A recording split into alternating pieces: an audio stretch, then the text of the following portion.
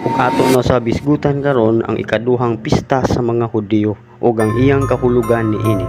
Ikaduhang pista, Feast of Unleavened Bread, usa ka selebrasyon sa mga Hudiyo sa pagkaon og pan nga walay patubo ug agig handom usab kaninila sa pagbiya sa Ehipto sa pagpahigawa sa Dios kanila sa mapait nga kahimtang sa kamot sa mga Ehiptohanon.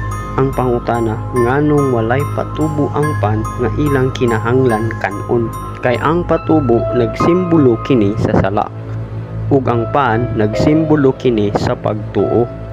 Matud pa ni Kristo sa Juan 6:51, siya mao ang pan nga nanaog gikan sa langit.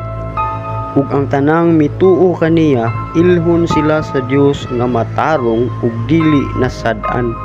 Kay kung ang mga Hudiyo mibiya sa Ehipto aron magalingkawas sa pagkaulipon, mas labaw kitang mubiya sa sala aron makalingkawas unya kita sa silot.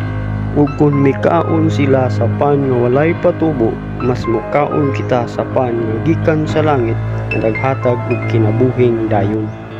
Kini nga pista mas gihatagan og bug-at nga kahulugan ni Ginoong Hesus talinsunod sa kalaang tugon ug katin-awan uyon sa kabubuton sa Dios.